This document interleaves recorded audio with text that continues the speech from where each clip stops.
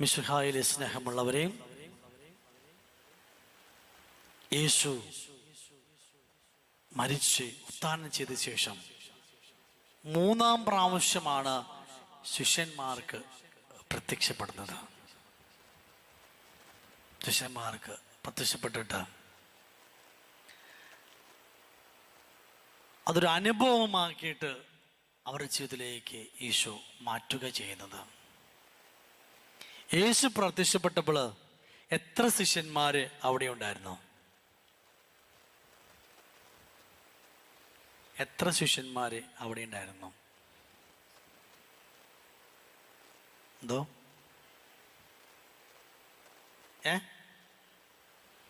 പത്രോസ്, Thomas, നഥാനിയേല്, സെബെദീപുത്രന്മാർ 2, യോഹന്നാനും യാക്കോബും, പിന്നെ 2 പേര് ആരാന്ന് പറഞ്ഞിട്ടില്ല. അത് അന്ത്രയോസും പീലിപ്പോസാണ്.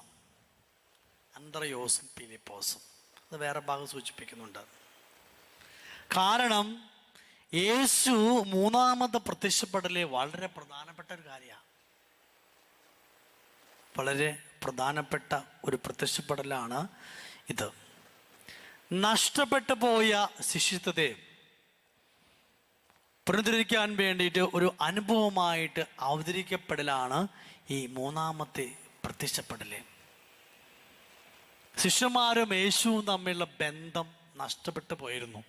കാരണം 3 വർഷം കൂടെ നടന്നിട്ട് ഈശോ ഉത്ഥാനം ചെയ്ത് കഴിഞ്ഞപ്പോൾ ശിഷ്യന്മാരെന്താ ചെയ്ത് പഴയ ജീവിതത്തിലേക്ക് തന്നെ മടങ്ങിപ്പോയി.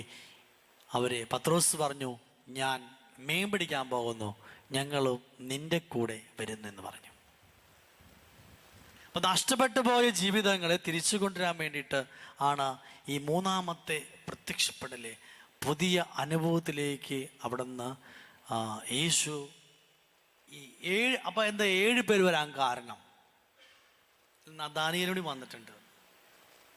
വെളിപ്പാടിൻ്റെ പുസ്തകത്തിലെ 7 സഭയ്ക്കുള്ള കത്തുകൾ, 7 സഭകളുടെ പ്രതീകമായിട്ടാണ് ഈ 7 സ്ലിഹന്മാരെ ഇവിടെ നിൽക്കുന്നത്. 7 എന്ന് പൂർണ്ണതയുടെ അടയാളമാണ്. 7 കുദാശകൾ 7 പൂർണ്ണതയുടെ അടയാളമായിട്ടാണ് ഈ 7 ശിഷ്യന്മാരെ അവിടെ നിന്ന് ഇവിടെ കൊണ്ടുവരുന്നത്. 7 ശിഷ്യന്മാരുടെ സമൂഹം ശ്ലൈഹിക കൂട്ടായ്മയിലുള്ള ശിഷ്യത്തെ സൂചിപ്പിക്കാനായിട്ട് ഇവിടെ കാണിക്കുന്നുണ്ട്. ശ്ലൈഹിക പാരമ്പര്യമനുസരിച്ചുള്ള കൂട്ടായ്മ 7 ശ്ലൈഹിക സഭകളെ കുറിച്ചിട്ട് പിന്നീട് നമ്മൾ പ്രതിപാദിക്കുന്നുണ്ട്. അതിനകത്ത് 3 ത്രിമാന പാരമ്പര്യമുള്ള സഭകളുടെ പ്രതിനിധികളായിട്ടാണ് 3 പേര് നിൽക്കുന്നത്. പത്രോസ് ലത്തീൻ സഭ പാരമ്പര്യത്തെ സൂചിപ്പിക്കുന്നു. പത്രോസിൻ്റെ അധികാരത്തെയും പത്രോസ് സുവിശേഷ പ്രഘോഷണം നടത്തിയതൊക്കെ ലത്തീൻ സഭ പാരമ്പര്യത്തെ സൂചിപ്പിക്കുകയാണ്. അന്ത്രോസ് ഗ്രീക്ക് സഭ പാരമ്പര്യത്തെ സൂചിപ്പിക്കുന്നുണ്ട്. അന്ത്രയോസ് എന്ന സ്ലീഹ ഗ്രീക്ക് പാരമ്പര്യത്തെ സൂചിപ്പിക്കുന്നു. മൂന്നാമതായിട്ട് തോമസ്, അതേത് പാരമ്പര്യ? സുറിയാനി സഭ പാരമ്പര്യത്തെ സൂചിപ്പിക്കുന്നതാണ് തോമാസ് സ്ലീഹയുടെ പാരമ്പര്യം.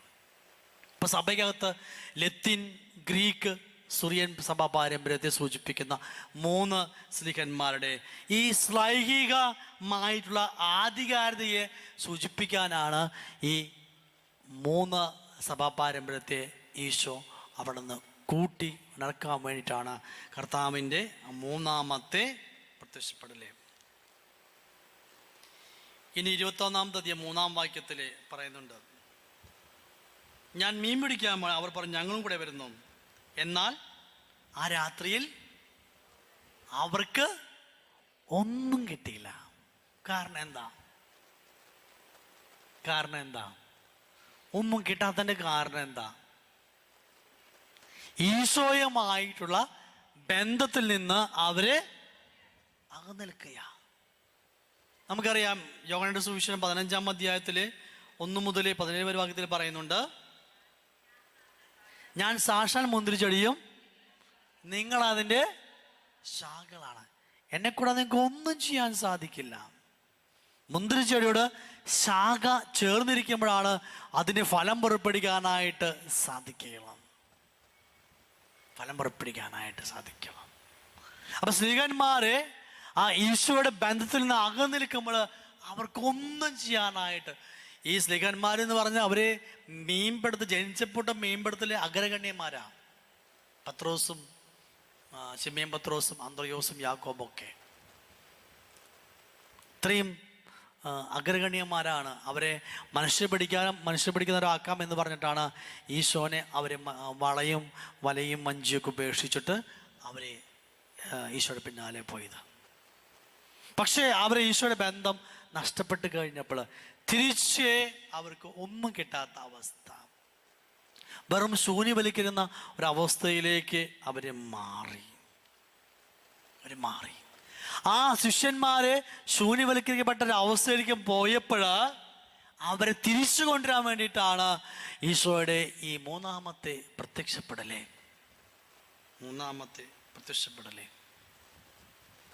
ഈശോയെ വിട്ടുപോയ ശിഷ്യന്മാരെ അന്വേഷിച്ച് ഈശോ തേടി വരിക. ഉത്ഥാനം ചെയ്ത ഈശോ, തന്നെ തള്ളി പറഞ്ഞ, തന്നെ ഒറ്റുകൊടുത്ത, തന്നെ വിട്ടിട്ട് ഓടിപ്പോയ ശിഷ്യന്മാരെ തേടി വരുന്ന ഈശോയുടെ സ്നേഹവും കരുണയുമാണ് ഇവിടെ കാണുവാനായിട്ട് സാധിക്കുക. എന്നിട്ട് ഈശോ എന്താ വിളിക്കണേ? കുഞ്ഞുങ്ങളെ എന്ന്. ഈശോയുടെ ആ സ്നേഹം നോക്കിയേ, വാത്സല്യം. കുഞ്ഞുങ്ങളെ, നിങ്ങളുടെ കയ്യിൽ മീൻ വലുതുണ്ടോ എനിക്ക് തരാനായിട്ട്? ഒന്നുമില്ല. കുഞ്ഞുങ്ങളെ എന്നാണ് ഈശോ അവിടെ അവരെ അഭിസംബോധന ചെയ്തത്. ദൈവത്തിൻ്റെ, നമ്മുടെ പഴയ നിയമത്തിൽ നോക്കുമ്പോൾ ദൈവത്തിൻ്റെ സവിശേഷതകളാണ് സ്നേഹവും വിശ്വസ്തതയും. ഹീബ്രു ഭാഷയിലെ ഹെത്സദും എമ്മത്തും എന്ന് പറയുന്നുണ്ട്. ഹെസദ് ഹീബ്രു ഭാഷയിൽ പറയുന്ന ഹെസദ് സ്നേഹത്തെ കുറിച്ച് സൂചിപ്പിക്കുന്നതാണ്. ഹെസദും വിശ്വസ്തയെ സൂചിപ്പിക്കുന്നതാണ് എമ്മത്തും ഹീബ്രു ഭാഷയിൽ. അത് പഴയ നിയമത്തിലെ ആ ദൈവത്തിൻ്റെ സവിശേഷത സൂചിപ്പിക്കാനായിട്ട്, അതിൻ്റെ പൂർത്തീകരണമാണ് ഈശോ എന്ന് കാണിക്കാനായിട്ട്, തന്നെ തള്ളിപ്പറഞ്ഞവനെ നെഞ്ചോട് ചേർക്കാനായിട്ട് വരുന്ന, നഷ്ടപ്പെട്ടു പോയവനെ തേടി വരുന്ന കർത്താവിൻ്റെ സ്നേഹം, ആ ശിഷ്യബന്ധത്തെ ഊട്ടിയുറപ്പിക്കാനായിട്ട് ഈശോ പരിശ്രമിക്കുക. നമ്മൾ ചിന്തിച്ചാൽ മതി, നമ്മൾ ആർക്കൊക്കെ എന്തെങ്കിലും ഉപകാരം ചെയ്തു കഴിഞ്ഞാൽ ഉറപ്പിച്ചോ അവരെന്ന് ചവിട്ടി കിട്ടുന്നുള്ള കാര്യത്തിൽ ആ സംശയമില്ല. ആ ബന്ധം വഷളാവും. ഇപ്പം ഞാൻ മേരീച്ചയ്ക്ക് 100 കൊടുത്തു കഴിഞ്ഞാൽ ആ ബന്ധം വഷളാവും. പിന്നെ ഞാൻ അന്വേഷിച്ച് വരുമ്പോൾ മേരീച്ചനെ കാണാനില്ല, മേരീച്ച് വേറെ വഴിക്ക് പോയിണ്ടാവും. ഇനി കൊണ്ടുവന്ന് തരുമ്പോൾ എങ്ങനെയാണെന്നറിയോ? സ്നേഹത്തോടെ നന്ദി പറയോ? ഇപ്പം നമുക്കൊരു ഉപകാരം ചെയ്യുമ്പോൾ അത് തിരിച്ച് നമുക്ക് ഒരു നന്ദിയില്ലാത്ത പോലെ ആയിത്തീരും. പക്ഷേ ഈശോ ഇവിടെ ചെയ്യുന്നത്, തന്നെ തള്ളി പറഞ്ഞവരെ അന്വേഷിച്ച് തേടി വരുന്ന നല്ല ഈശോയുടെ മുഖമാണ് ഇവിടെ കാണുവാനായിട്ട് സാധിക്കുക. മൂന്നാമതായിട്ട് ഈ ഭാഗത്ത് വചനത്തിൻ്റെ ശക്തി, ഈശോയുടെ വചനത്തിൻ്റെ ശക്തി അത്ഭുതം പ്രവർത്തിക്കാൻ സാധിക്കുമെന്ന് തെളിയിച്ചിരിക്കുക. അവിടെ 21-ാം അധ്യായം 6-ാം വാക്യത്തിൽ വള്ളത്തിൻ്റെ വലതുവശത്ത് വലയിടുക. വള്ളത്തിൻ്റെ വലതുവശത്ത് വലയിടുക. ഇട്ടു. വല വലിച്ചു കയറ്റാനായിട്ട് അവർക്ക് സാധിച്ചില്ല. അവർ ഉൾക്കടലിലൊന്നും പോയിട്ടില്ല. 200 മീറ്റർ ദൂരമാണ് ഈ കരയിൽ നിന്നുള്ള അവർക്ക് ഒരു വ്യത്യാസം മാത്രമേ ഉള്ളൂ. വലയിലാകപ്പെട്ട മത്സ്യത്തിൻ്റെ വലിച്ചു കയറ്റാനായിട്ട് അവരെ ബുദ്ധിമുട്ടി എന്നാണ് പറയുന്നത്. കാരണം ഈശോയുടെ വചനത്തിൻ്റെ ശക്തി, ഈശോയുടെ വചനത്തിൻ്റെ ആ ആധിക്യം വന്നപ്പോൾ ആ കടലിലെല്ലാം മത്സ്യങ്ങളും അങ്ങോട്ട് അനുസരിക്കാനായിട്ട് ഓടി വന്നു എന്നാണ് ദൈവശാസ്ത്രന്മാരെ വളരെ വ്യക്തമായിട്ടും സൂചിപ്പിക്കുന്നത്. ഈശോയുടെ വചനമാണ് പലപ്പോഴായിട്ട് അത്ഭുതങ്ങൾ സംഭവിക്കുന്നത്. യോഹന്നാന്റെ സുവിശേഷത്തിലെ നമുക്കറിയാം, പരിശുദ്ധ അമ്മ 2-5 വാക്യത്തിൽ അമ്മ പറയുന്നുണ്ട്, അവൻ പറയുന്നത് പോലെ നിങ്ങൾ ചെയ്യുവിൻ, അവൻ പറയുന്നത് പോലെ നിങ്ങൾ ചെയ്യുവിൻ എന്ന് പറഞ്ഞിട്ട് ഈശോ വെള്ളത്തെ അവിടെ നിന്ന് വീഞ്ഞാക്കി മാറ്റി. വെള്ളത്തെ വീഞ്ഞാക്കി മാറ്റി. അപ്പൊ അത്ഭുതത്തിൻ്റെ വചനത്തിൻ്റെ ശക്തിയാണ് അവിടെ അത്ഭുതം പ്രവർത്തിക്കാനായിട്ട് സാധിച്ചത്. ഇനി യോഹന്നാന്റെ സുവിശേഷം 4-ാമത്തെ അധ്യായം 49, 51 വാക്യങ്ങൾ വായിച്ചാൽ, യോഹന്നാൻ 4, 49, 51. ആ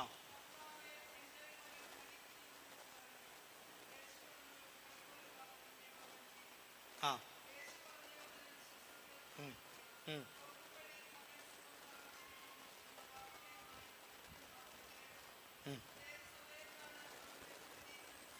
മതി. അവിടെ പോകുമ്പോൾ യേശു പറഞ്ഞ വചനം വിശ്വസിച്ച്, വായിച്ചു നോക്കിയാൽ 5-ാമത്തെ വാക്യം, യേശു പറഞ്ഞ വചനം വിശ്വസിച്ച് അവൻ പോയി. അപ്പൊ യേശുവിന്റെ വചനമാണ് സൗഖ്യപ്പെടുത്തുന്നത്. യേശുവിന്റെ വചനത്തിന്റെ ശക്തിയാണ് ഇവിടെ നമുക്ക് കാണുവാനായിട്ട് സാധിക്കുക. യോഹന്നാന്റെ സുവിശേഷം 4-ാം അധ്യായം 53-ാമത്തെ വാക്യം, അത് 53-ാം വാക്യത്തിലെ പദം വീണ്ടും പറയുന്നുണ്ട്.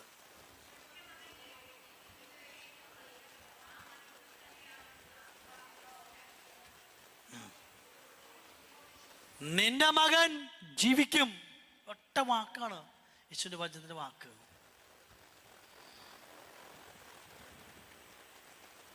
Praise the Lord. അപ്പൊ വചനത്തിന്റെ ശക്തിയെ കുറിച്ചിട്ട് ഈശോ ഇവിടെ നമ്മളെ പഠിപ്പിച്ചിരിക്കുകയാണ്. യോഹന്നാന്റെ സുവിശേഷം 21:7.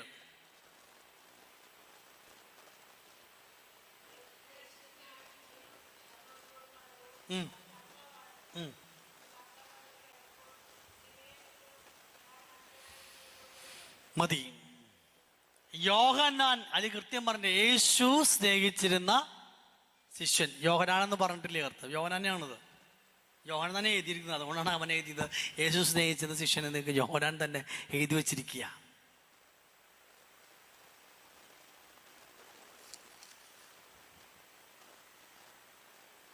യേശു സ്നേഹിച്ചിരുന്ന ശിഷ്യൻ.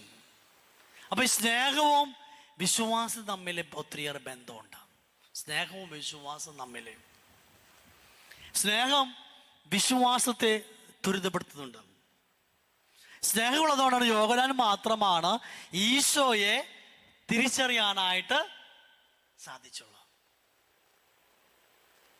സ്നേഹമുള്ളടത്ത് മറ്റുള്ളവരെ മനസ്സിലാക്കാനായിട്ട് നമുക്ക് സാധിക്കും, മറ്റുള്ള അവസ്ഥ മനസ്സിലാക്കാനായിട്ട് സാധിക്കും. അത് സ്നേഹമുള്ളടത്ത് മാത്രമേ അത് സാധിക്കുകയുള്ളൂ. സ്നേഹമുള്ളടത്ത് ആ വിശ്വാസത്തിൻ്റെ ആഴത്തെ ത്വരിതപ്പെടുത്തുന്നു എന്നാണ് ദൈവശാസ്ത്രജ്ഞന്മാർ കൃത്യമായിട്ട് പറയുന്നത്. ഇനി വിശ്വാസ സ്നേഹം തമ്മിൽ ബന്ധമുണ്ടോ? ബന്ധമുണ്ട്. അതിനുള്ള വചനം നമ്മൾ വായിക്കാൻ പോകുന്നത് യോഹന്നാൻ 2:23-25 വരെ.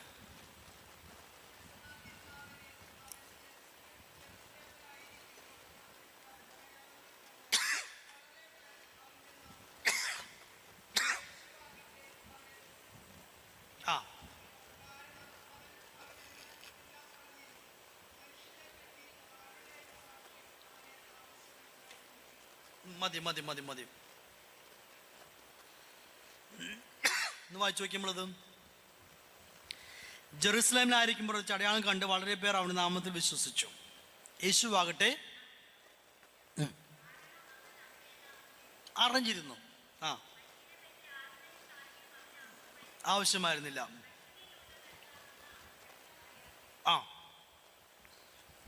അവിടെ എന്താ പ്രശ്നം? യേശു എന്തുകൊണ്ട് അവരെ വിശ്വസിച്ചില്ല?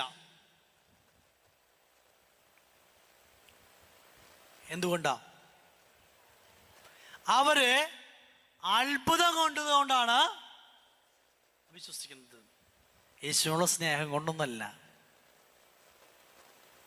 യേശുവിനുള്ള സ്നേഹം കൊണ്ടല്ല, മറിച്ച് അത്ഭുതം കണ്ടതുകൊണ്ടാണ്. യോഹന്നാൻ ഇവിടെ തിരിച്ചറിഞ്ഞത് അത്ഭുതം കണ്ടോണ് ഈ വലയിട്ടു അത്ഭുതം കൊണ്ടാണോ യോഹന്നാൻ ഈശോയെ തിരിച്ചറിഞ്ഞത്? അല്ല, സ്നേഹമുള്ളതുകൊണ്ട്. മനസ്സിലാക്കിയത്.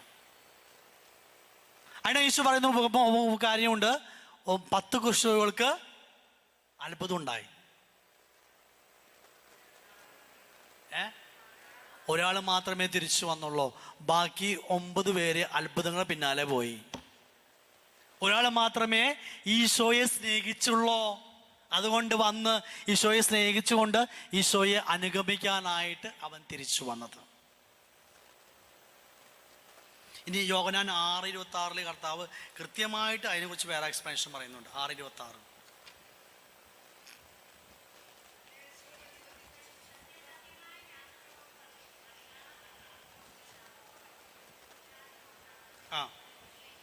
യെസ്, അടയാളം കണ്ടതുകൊണ്ടല്ല, നിങ്ങൾക്ക് അടയാളം കൊണ്ടുകൊണ്ട് എന്നോടുള്ള സ്നേഹം കൊണ്ടൊന്നല്ല, അപ്പം ഭക്ഷിച്ച് തൃപ്തായത് കൊണ്ട്.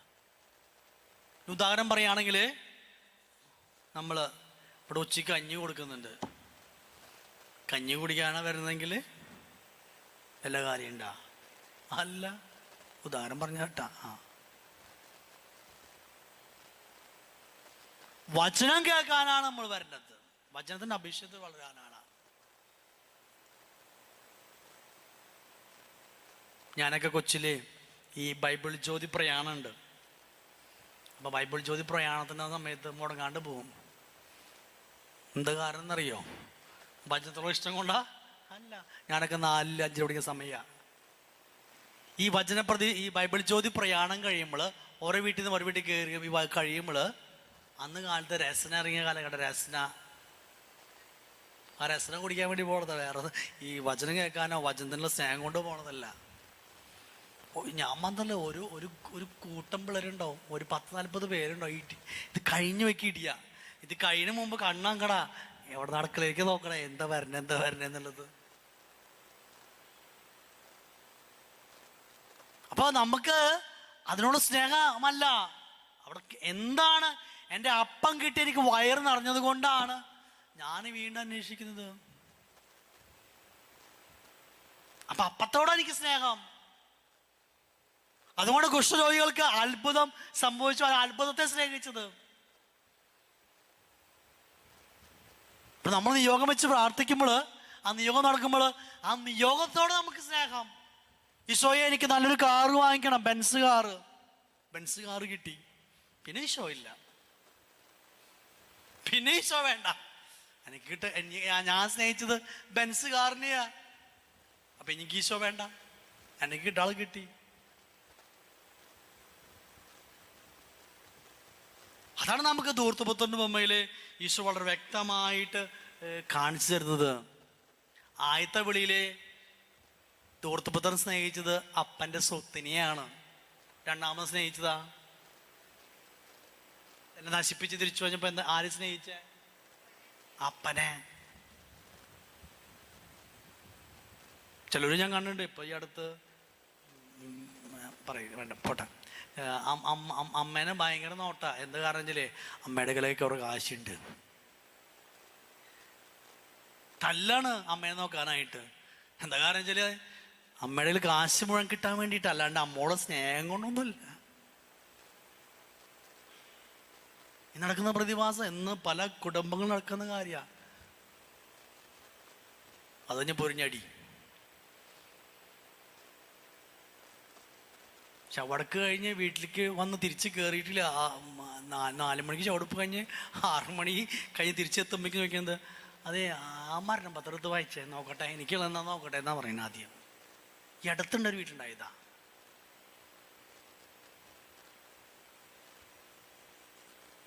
ഇരുപത്തിനാല് മണിക്കൂറായിട്ടില്ല മരിച്ചു കഴിഞ്ഞിട്ട്. ഒരവസ്ഥയിലേക്കാണ് പോകുന്നത്. അപ്പം നമുക്ക് ഈശോയോടാണ് സ്നേഹം വേണ്ടത്. ഈശോയിൽ നിന്ന് എന്ത് കിട്ടുന്നു നോക്കിയിട്ടല്ല നമ്മൾ സ്നേഹിക്കേണ്ടത്. അത് നമുക്ക് കൃത്യമായിട്ട് മനസ്സിലാക്കാം. ഇനി 4-മത്തെ കാര്യം സഭയെ പറ്റിയിട്ട് കർത്താവ് ഇവിടെ സൂചിപ്പിക്കുന്നുണ്ട്. സഭയോട് ചേർന്ന് നിൽക്കണമെങ്കിൽ ദൈവസ്നേഹത്താൽ ഞാൻ ജ്വലിച്ച് ഒരു സമൂഹമായി നിൽക്കുമ്പോഴാണ് സഭയോട് സ്നേഹിക്കാനും സഭയോട് ഇരിക്കാനൊക്കെ പറ്റുള്ളൂ.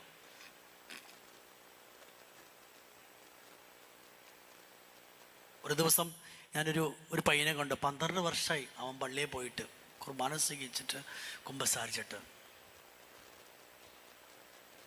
ചോദിച്ചപ്പോൾ കാരണം എന്താണെന്നറിയോ? ഞാൻ ഓൾട്ടർ ബോയ്സിലായിരുന്നു, ഞാൻ CLസിലായിരുന്നു. എനിക്ക് ഡിഗ്രിക്ക് സെൻറ് തോമസ് കോളേജിൽ സീറ്റ് ചോദിച്ചപ്പോൾ വികാരിച്ചനെ ഒപ്പിട്ട് കിട്ടിയില്ല. അതുകൊണ്ട് ഇനി പള്ളിയും പോണില്ല, കുമ്പസാരിക്കുന്നില്ല. ഞാൻ എത്ര നാളും പള്ളിയിൽ പോയത് സെൻറ് തോമസ് കോളേജിൽ ഡിഗ്രിക്ക് സീറ്റ് കിട്ടാൻ വേണ്ടിയിട്ടാണ്. പറഞ്ഞ കാരണ. അപ്പൊ ദൈവസ്നേഹം ഉണ്ടെങ്കിലാണ് സഭയെ സ്നേഹിച്ച് സഭയുടെ കൂടെ നിൽക്കാനായിട്ട് നമുക്ക് സാധിക്കുകയുള്ളൂ. ഈ മീൻ നിറഞ്ഞ വല സഭയുടെ പ്രതീക. മീൻ നിറഞ്ഞ വല സഭയുടെ പ്രതീക. അത് വലിച്ചു കയറ്റാനായിട്ട് അവർക്ക് സാധിച്ചില്ല. പത്രോസ് ആണെങ്കിൽ നഗ്നത അറിഞ്ഞപ്പോൾ, അത് ഈശോണെന്ന് പറഞ്ഞപ്പോൾ പത്രോസ് നഗ്നത വെച്ചിട്ട് മേൽക്കുപ്പായി എടുത്തിട്ട് പുറംകുപ്പായി എടുത്തിട്ട് ചാടി വെള്ളത്തിലേക്ക്. കാരണം അവനാണ് ഈശോയെ തള്ളി പറഞ്ഞത്. അതുകൊണ്ട് നാണക്കേടുണ്ട്, നഗ്നത തോന്നി, ഒരു നാണം.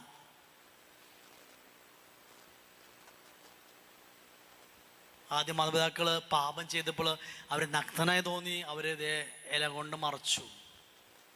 പത്രോസിനും ആ നഗ്നത വന്നത് പാപം ചെയ്തിട്ടുള്ള ഒരു നാണം വന്നു ഈശോയെ കണ്ടപ്പോഴാണ്. ആ 153 മത്സ്യങ്ങള് സകല ജനപദങ്ങളെയും സൂചിപ്പിക്കുന്ന പ്രതീകമാണ് 153.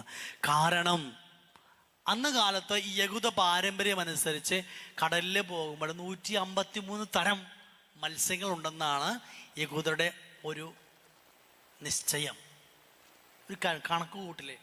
കടലിൽ 153 തരം മത്സ്യങ്ങൾ ഉണ്ടെന്നാണ് യഹൂദരുടെ ഒരു ഒരു ഒരു ഒരു കരുതല്. ഞങ്ങൾ മത്സ്യങ്ങളൊക്കെ ഉണ്ട്. അതുകൊണ്ടാണ് 153 മത്സ്യങ്ങളെ പ്രതീകമായിട്ട് പറയുന്നത്.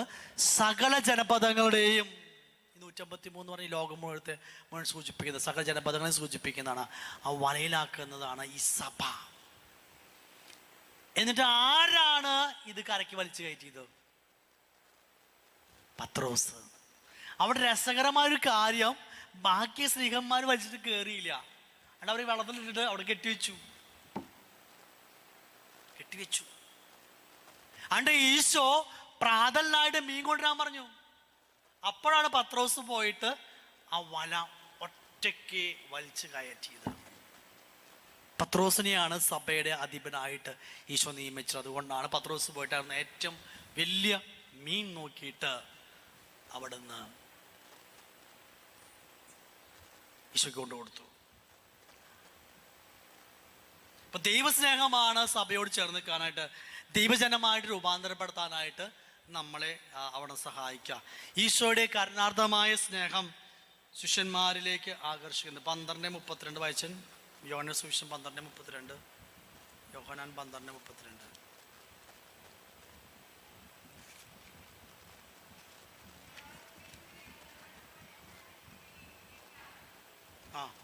ഞാൻ ഭൂമിയിൽ നിന്ന് ഉയർത്തപ്പെടുമ്പോൾ എല്ലാ മനുഷ്യരെയും എന്നിലേക്ക് ആകർഷിക്കും.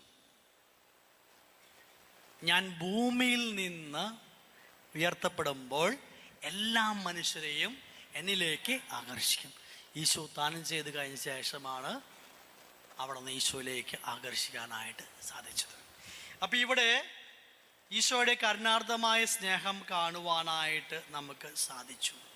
അവസാനമായിട്ട് എങ്ങനെയാണ് ആ ഈശോയുടെ കരുണാർദ്ദമായ സ്നേഹം നഷ്ടപ്പെട്ടു പോയ സ്ത്രീഹന്മാരെ അവിടുന്ന് ആ അനുഭവത്തിലേക്ക് ഈശോ വീണ്ടും കൂട്ടിക്കൊണ്ടുവന്നത് എങ്ങനെയാ?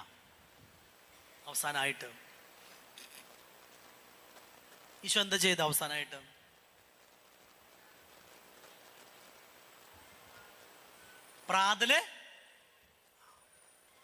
പ്രാതലിനായിട്ട് വന്ന് പ്രാതൽ കഴിക്കുവിൻ. ശിഷ്യന്മാരിൽ ആരും നീ ആരാണ് ചോദിക്കാൻ മുതിർന്നില്ല, കാരണം അത് കർത്താവാണെന്ന് അവർ അറിഞ്ഞിരുന്നു. എന്നിട്ട് യേശു എന്താ ചെയ്ത? യേശു വന്ന് അപ്പമെടുത്ത് അവർക്ക് കൊടുത്തു. അതുപോലെ തന്നെ മത്സ്യവും. അതിൻ്റെ അർത്ഥം എന്താ? നഷ്ടപ്പെട്ടു പോയ ബന്ധം വീണ്ടും ഒരുമിച്ച് കൂട്ടിയത് ഏതുവഴിയായിട്ടാ? പരിശുദ്ധ കുർബാന വഴിയായിട്ട്. നമ്മളും ഈശോയുമായിട്ടുള്ള അഭേദ്യമായ ബന്ധം നമ്മൾ മുന്നോട്ട് പോകുന്നത് പരിശുദ്ധ കുർബാന വഴിയായിട്ടാണ്. അവിടെ ശിഷ്യന്മാർക്ക് നഷ്ടപ്പെട്ട അനുഭവം തിരിച്ചു കൊടുത്തത് പരിശുദ്ധ കുർബാന വഴിയായിട്ടാണ്.